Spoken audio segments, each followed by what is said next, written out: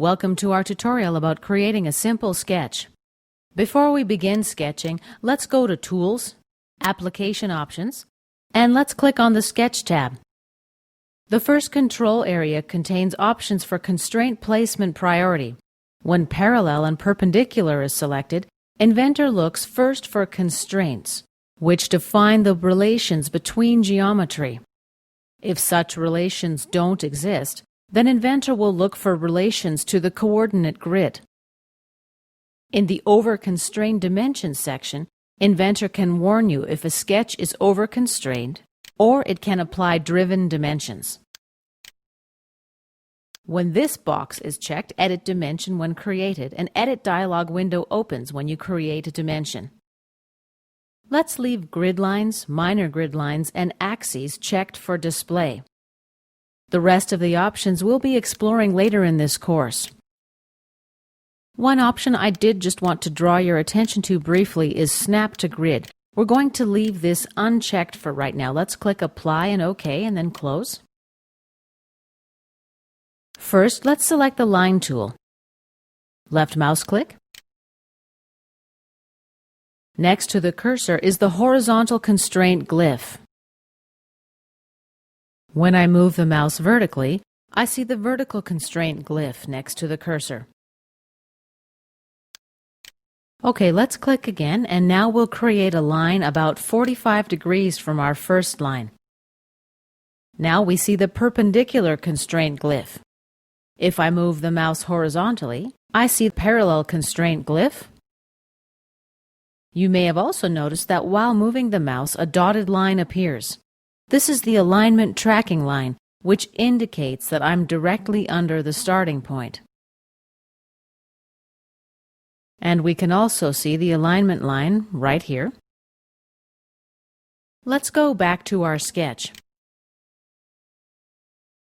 Here's the parallel constraint glyph. Right now we see a green point. This indicates a coincident relation between 2 points. Let's right-click and select Done. Now let's create a center point circle. When I move the mouse, we see the alignment tracking lines.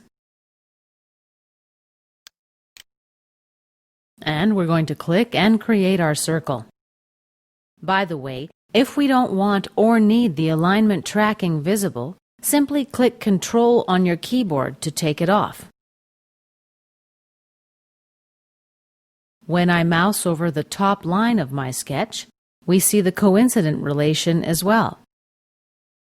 Let's click somewhere here. And let's create another circle. This time it's going to be a tangent circle. I'll select the first line, the second line, and a third line. And now we have a circle tangent to all 3 lines. Let's look at the Ellipse tool now. We're going to create an ellipse on our sketch. Another tool is the 2-point rectangle. Very simple. Let's also check the 3-point rectangle. Here's my third point. When you're done with a tool, simply right-click and click Done to deactivate it. Now let's select the Fillet tool. We need to enter the fillet radius in the dialog window. I can simply click on a corner. Let's create a second fillet, say at 1/4 of an inch on this corner. Right-click and Done. Now let's go and check the chamfer. The chamfer tool gives us a few more options. The first one gives us equal distance. Again, I click a corner, or one line and then a second line, and the chamfer is created. The second option, unequal distance. We enter our 2 distances here, distance 1 and distance 2. With this option, the order in which you choose your lines matters. In other words, distance 1 is the first dimension here. As well, it relates to the line I selected first. Distance 2 relates to the line I selected second.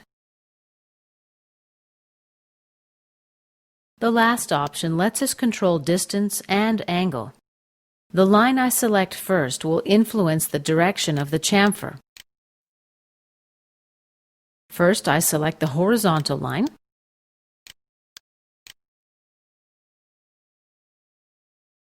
The distance dimension relates to this horizontal line. At this point, I'll click OK. Next, we've got Point, Center Point. I can simply create a point using this tool. The green dot that appears here indicates that this point was created at the center of this line. Our next tool is the Polygon tool. It offers two options, inscribed and circumscribed. An inscribed polygon means the vertex is created between two edges. A circumscribed polygon has a vertex created at the midpoint of the edge.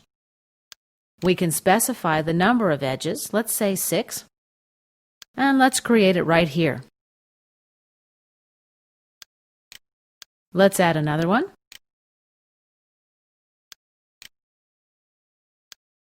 OK. Now let's undock the standard toolbar.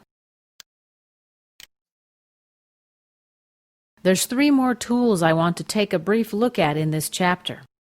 The first tool lets you toggle between construction geometry and normal lines.